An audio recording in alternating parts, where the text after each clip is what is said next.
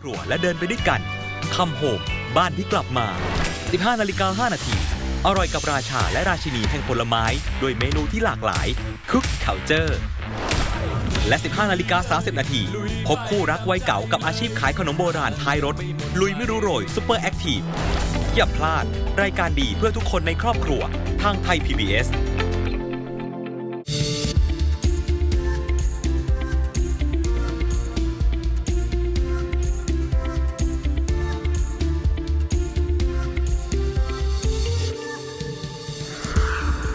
Tonight on the program, as Songkran is upon us, we visit one of Bangkok's largest wholesale markets where people shop for Songkran-related items.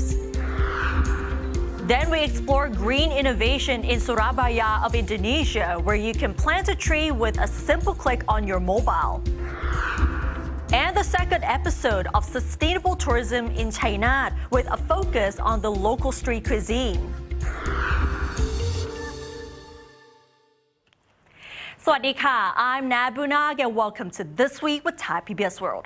Don't be surprised because it's Songkran Festival, so we decided to take this opportunity to wear Thai traditional costumes. As Songkran is here once again, this year it is predicted that tourism spending will reach about 47 billion baht. But opinion varies among vendors at one of the largest wholesale markets in Bangkok. Let's find out more with Warisara Saehan.This year, the Trade Policy and Strategy Office predicted that tourism spending would reach 47 billion baht during the World Songkran Festival. That includes travel expenses, accommodation, and food. A portion of that spending will also go to Songkran-related items, as you can see here behind me. Today, I'm at Sampeng, one of the biggest wholesale markets in Bangkok.These are some popular Songkran items in Sampeng markets: water cannons, waterproof bags, and interestingly, colored hair extensions. A water cannon shop owner said that they are seeing an increase in the number of customers, adding that the Songkran festival this year is bigger than in the past. คนเยอะมากค่ะพอทราบไหมว่าทำไมคนถึงเยอะปีนี้เพราะว่าปีนี้เขาเปิดให้เล่นสาธารณะค่ะเป็นปีที่แบบวิดโควิดแล้วปีที่4เขาจะเล่นได้ปกติแล้วก็เล่นได้เยอะมากกว่าปีที่ผ่านมาค่ะ3ผมคิดว่าแต่ก่อนช่วงโควิดอ่ะมันเขาไม่ค่อยให้เล่นใช่ป่ะแต่นี้หลังโควิดเขาปล่อยมาก็คนก็เริ่มคึกคักขึ้นจ้ะแต่ก่อนนี้เงียบSome told Thai PBS World that they don't see that much of a difference from last year's customer numbers. ก็คือเรื่อยๆค่ะลูกค้าน่าจะพอๆกับปีที่แล้วค่ะแต่ว่าปีนี้อาจจะมีการซื้อของที่ไปตุนมากขึ้นอะไรแบบว่าเพราะว่ามีเที่ยวมากขึ้นที่เปิดขายเลยค่ะเยอะกว่าปีที่แล้ว The hope is high that Songkran Festival will revive the economy and boost the money in circulation for these shops.The owner of this floral cloth shop, however, disagrees, saying he's seen fewer customers this year. ยังไม่ค่อยเยอะเท่าไหร่ครับเหรอคะถ้าเทียบกับปีก่อนปีก่อนนี่เยอะปีที่แล้วเนี่ยผมขายเยอะแต่ปีนี้เงียบ Just like most things on the market today, these Songkran items are imported from China. And the shop's owners agree that Thai customers don't mind buying Chinese products at all.ส่วนมากก็จีนทั้งนั้นนะคะส่วนมากก็จากจีนทั้งนั้นลูกค้าซีเรียสไหมไม่ซีเรียสเพราะลูกค้าส่วนมากก็จะเน้นของถูกจ้ะถ้าของแพงกำลังทรัพย์คนซื้อก็ไม่ค่อยมีเท่าไหร่จ้ะแต่นี้ก็เน้นประหยัดเรื่องจับจ่ายใช้สอยแต่ละครัวเรือนเนี้ยเวลาเราขายเนี่ยเราก็ขายของถูกเอาถ้าขายของแพงมันก็จะขายยากSo, this is how much the full Songkran gear will cost you. According to the Trade Policy and Strategy Office, it is reported that most people will celebrate Songkran out of Bangkok, in places like Chonburi, Chiang Mai, Khon Kaen, and Phuket. The report also indicates that the percentage of people who spend over 10,000 baht will increase during the Songkran holiday. Warisala Saehan reporting for Thai PBS World. And festivals like Songkran are among the elements recognized by the Thai government as possible contributors to the country's soft power. This also includes food, fashion, film, arts, and music. In fact, the term soft power itself has been widely used as a buzzword both by the government and the private sector. We recently talked to members of a famous band, VieTrio, who have been performing in many countries around the world, as they tell us how soft power should really be defined, including for the Thai music industry itself.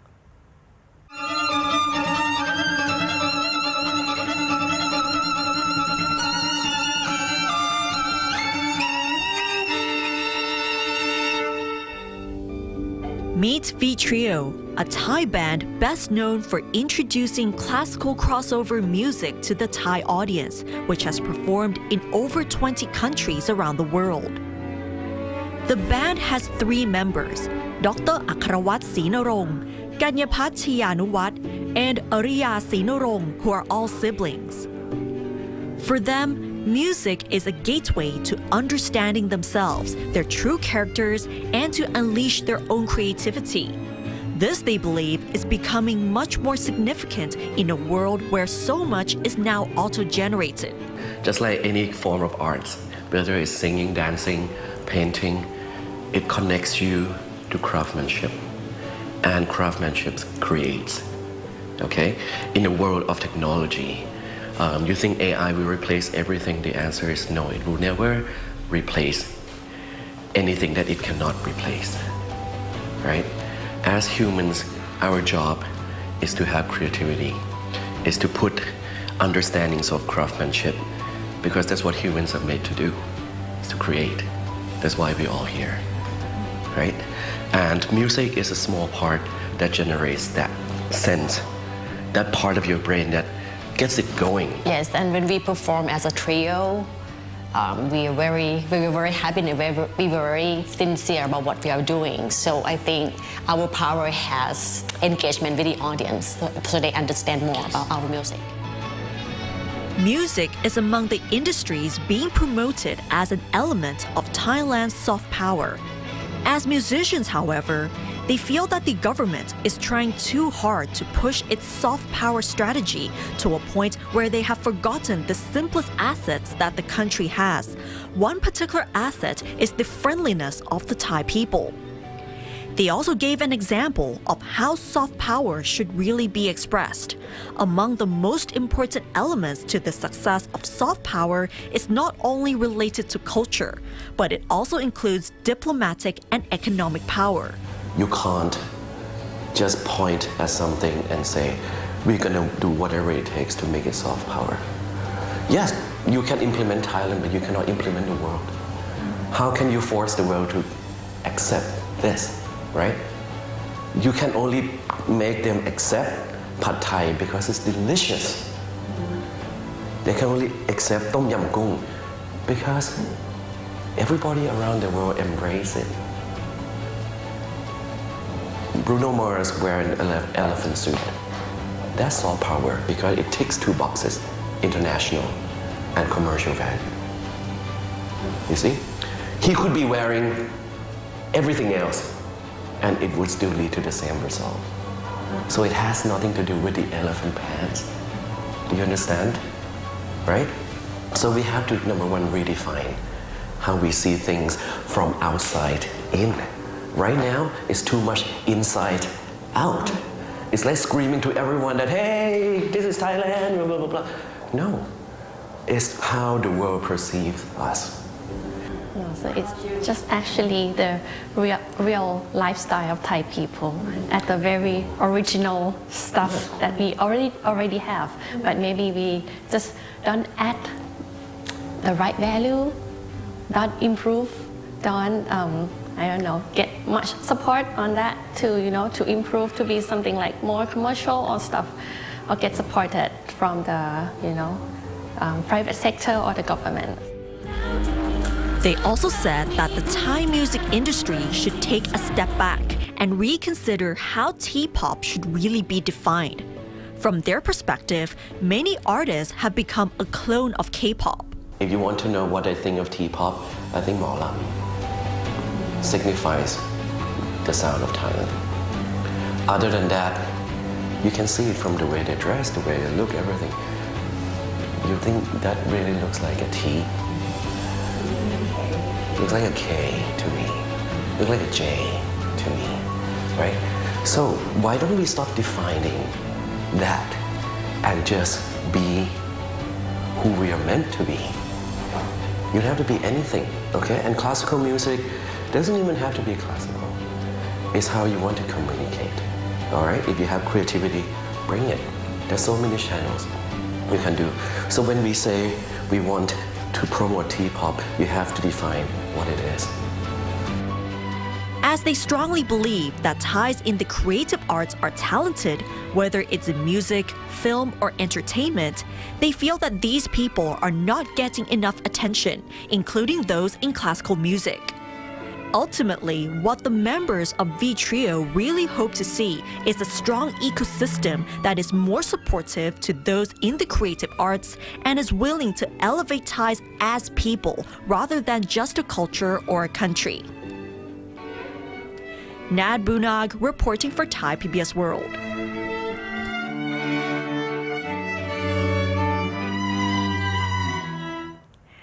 We have to say that soft power has been used very recklessly by many people. As Indonesia aims to reach net zero emissions by 2060, a startup in East Java is providing a microfinancing scheme to offset carbon dioxide emissions for consumers and companies. A simple click on a mobile application is converted into planting of trees. Let's find out more with Frank Hanshi. When you shop at a supermarket, would you consider contributing a small amount of money to mitigate climate change? Where every country is making an effort to achieve carbon neutrality, Indonesia's startup aims to offset the carbon dioxide emissions through partnerships with corporations, communities, and government. In an interview with Thai PBS World, CEO and founder of Carbonanos, Mohammad Nafol, said that his macro-financing scheme combines personal finance and the reduction of carbon dioxide emissions. Why we call microclimate financing scheme? Because we offer a system that allow the individual to do a microfinancing for the climate projects while they're reducing their own emission in the online transactions. And basically why it is important because as we know that in the global financing of climate financing that coming from government and also from corporations, they only cover 1 ton of CO2 emission per person. But honestly, we generate like 7 tons of CO2 emission per year. Partnership with the private sector and government are essential to increase the startup's impact on helping Indonesia accelerate climate action. Nova said the user-friendly application programming interface, or API, displays data clearly and easily for companies and consumers.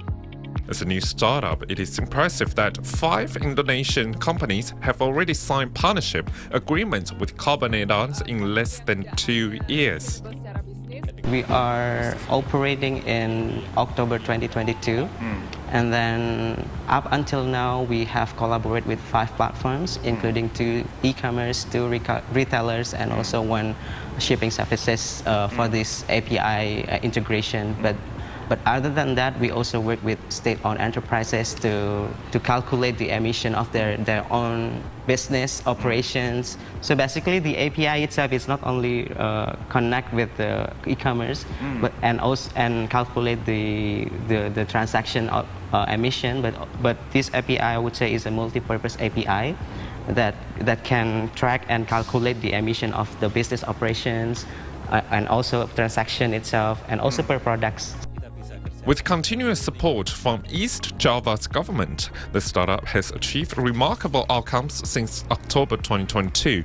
More than 5,000 trees have been planted and CO2 emissions have been reduced by 30 tons.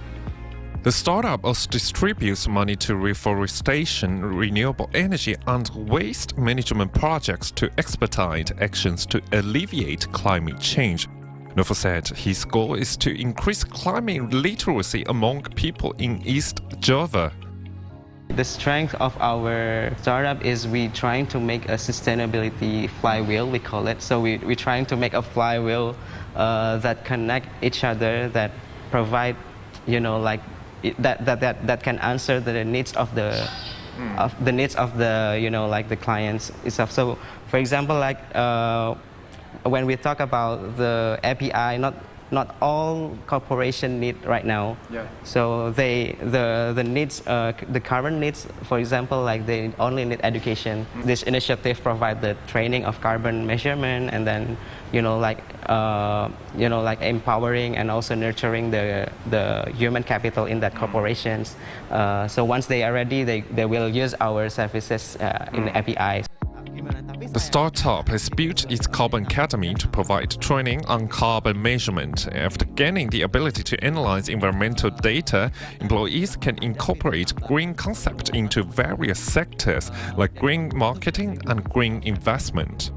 Nova hopes to raise more awareness and forge additional partnership through his platform and educational initiatives.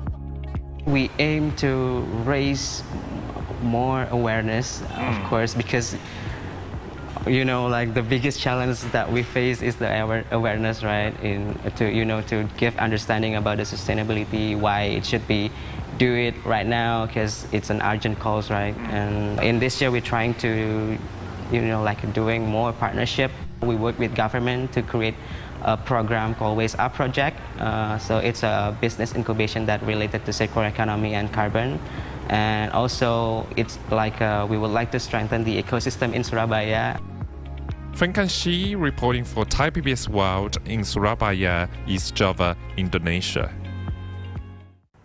And we have to say that sustainability is a big thing right now. And now let's have a look at the other stories in our weekly roundup. Prime Minister Sethar Thavisin announced the official launch of the digital wallet scheme, saying that about 50 million Thai citizens aged 16 and older will be able to register in the third quarter of this year, and the 10,000 baht will be wired to their accounts in the fourth. The Finance Permanent Secretary said the 500 billion baht to fund the digital wallet scheme will come from the national budgets for the 2024 and 2025 fiscal years, including the Central Fund and the Bank of Agriculture and Agricultural Cooperatives. Paetongtarn Shinawatra has apologized to those who were unhappy with her Instagram post showing her father, Thaksin Shinawatra, playing with her children in a swimming pool. However, she has vowed to continue posting. The post caused many people to express doubts about his true health condition as he received parole due to old age and serious illnesses. Myanmar junta troops in the embattled border town of Myawaddy have withdrawn from their positions after an advance by the Karen National Union this week. Days of fighting around the trade hub of Myawaddy near the Myanmar-Thailand border saw hundreds of people queuing to cross into the kingdom. Meanwhile, Thai Foreign Minister Panpri Pahithanukorn has said that the maximum number of displaced persons Thailand can accommodate is 100,000, and the country will seek international assistance if the number gets higher. The Bang Sue district in Bangkok has declared the area as hazmat zone after 300 tons of toxic cadmium slag were found. As of Thursday, over 9,000 tons of cadmium slag have been found in Bangkok, Chonburi, and Samut Sakhon, raising health and environmental concerns for the public. Moving on to another significant event. As Muslims around the world gather to mark the end of Ramadan this week, Thailand's Islamic community also joined the al-Fitr prayers. Kitipat Ching Sukjit takes us to Ton Son Mosque, the oldest in Bangkok, where he tasted some festive dishes and talked to locals about how the hot weather impacted their fast this year. Allahu Akbar, Allahu Akbar, Allahu Akbar, La ilaha. After a long month of Ramadan, when Muslims across the world fast from dawn to sunset, right now is the time for al-Fitr festival, known as the Festival of Breaking the Fast, marking the end of the month of Ramadan. Akbar, Allahu Akbar, Allahu And right now I'm here celebrating the Eid al-Fitr festival in the Ton Son Masjid, which is the oldest masjid in Bangkok and also in Thailand, which was built for more than 350 years ago since the Ayutthaya period, where the atmosphere is filled with excitement and anticipation for the Eid al-Fitr prayers. This period is the show of the mercy to the mankind and to ask forgiveness for each other we have done together by word, by action, by deed, that you maybe harm the brothers and the others, and you ask forgiveness like a hosikam in the Buddhist, and together and we clear all the misunderstanding and the conflict out of their mind, so we become the happy together with the smiling, and they say salam. Salam, it means peaceful. As the sun rises, the mosque, adorned with decorations, welcomes hundreds of worshippers dressed in their Eid best, while the ground hums with the soft murmurs of prayers and greetings of Eid Mubarak or Blessed Eid. The day begins with the Eid prayer as Muslims across the city, both local and from diverse international backgrounds, congregate in mosques and open spaces, united in faith and festivity.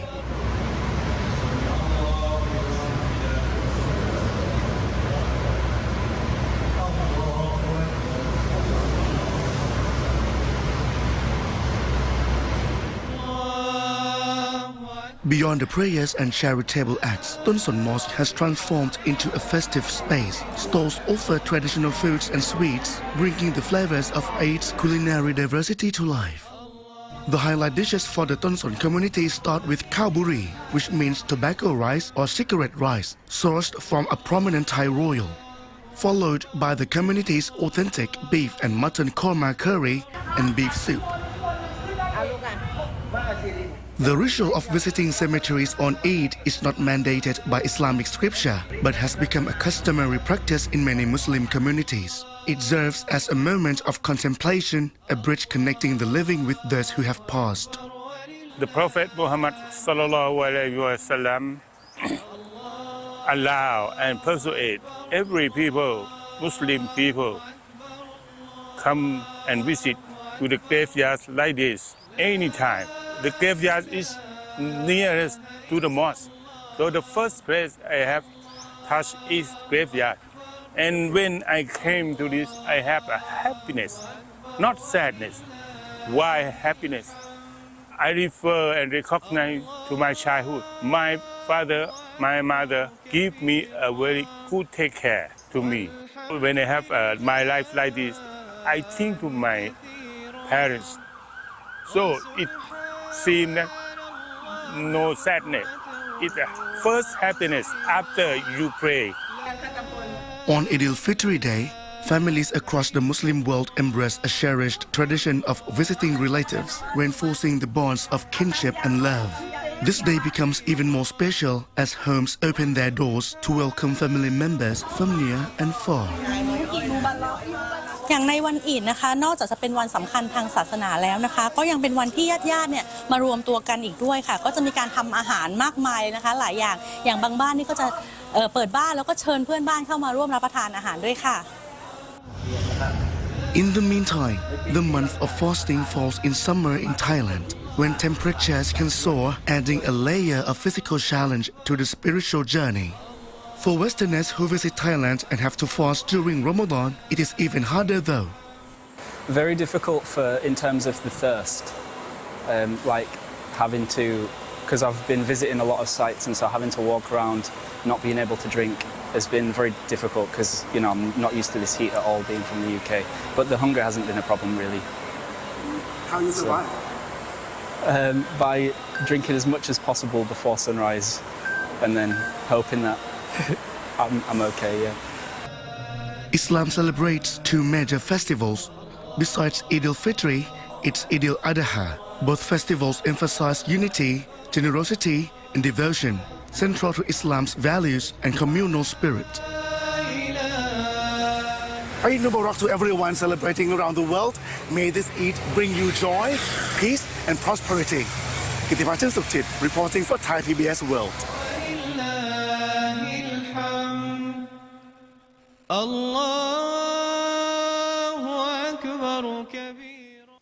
We'll end the program with the second part of the Charm of China, in which we focus on sustainable tourism in the province, including local street cuisine and a market where they try to get customers to avoid single-use plastic containers. Our reporter at Bunyatat has more.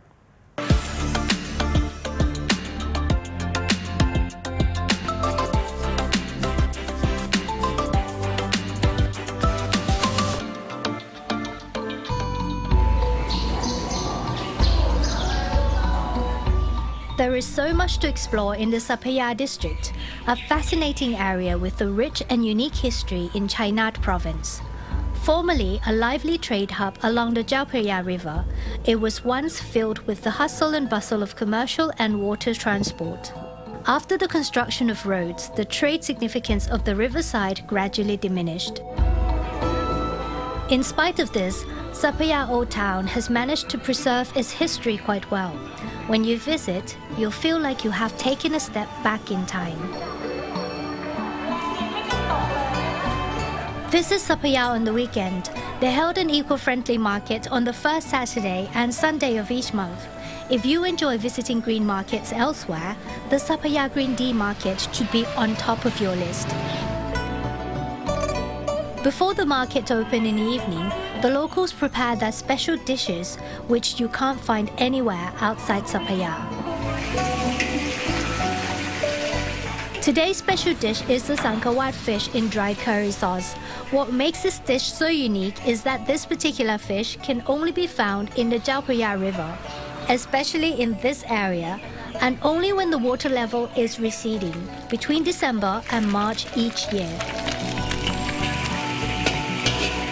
La'o Bunyu, also known as Natuk, learned to cook at a young age and started cooking for Green Tea Market 5 years ago. She shared the secret of her cooking with us. ผัดพริกให้มันหอมเดี๋ยวเราก็จะมาผัดพริกแกงกันนะ ค่ะ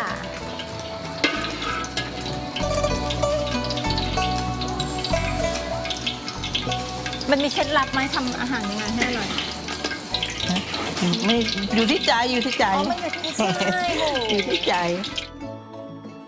Next, we visited Sapaya's landmark, the old police station founded in 1901 during the reign of King Rama V. It is believed to be the oldest police station in Thailand. Renovated in 2017, the single-story wooden structure was recognized for its significant architecture, artistic importance, and careful preservation of its structures. It received an award for outstanding architectural preservation by the Association of Siamese Architects under royal patronage in 2018. Today, it is a museum where antiques and pictures inside showcase the history of the Sapaya community.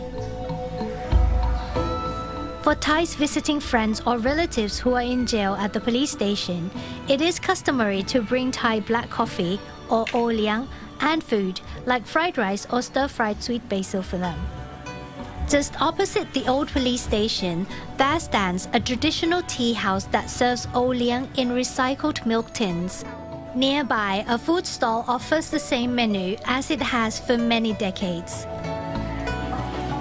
This road is lined with classic two-story terraced houses that stretch for nearly 300 meters. Once a month, it turns into an eco-friendly walking street market that aims to promote art, culture, community products, and local food, all while prioritizing environmental protection. The Green Tea Market operates as a foam-free market, using natural materials to package food, encouraging customers to help reduce single-use plastic waste. It also provides waste separation service points, demonstrating its commitment to environmental responsibility and sustainability. This is the first time I came here for this market. I think it's quite native, like traditional market here. It's not like in Bangkok, a lot of people like crazy. But here it's a bit quiet, not that many people, but feel quite chill, relaxed, yes. And there's also special performances here with children dancing and quite cute. And I think it's happy here. Happier. Yeah, and peaceful here. The Green D Market is open from 3 to 8 p.m. If you're planning a trip to China at less than a 3-hour drive from Bangkok, you can either visit on a day trip or stay for a couple of days. Regardless of your choice, the longer you stay here, the more you fall in love with the simplicity and charm of this province.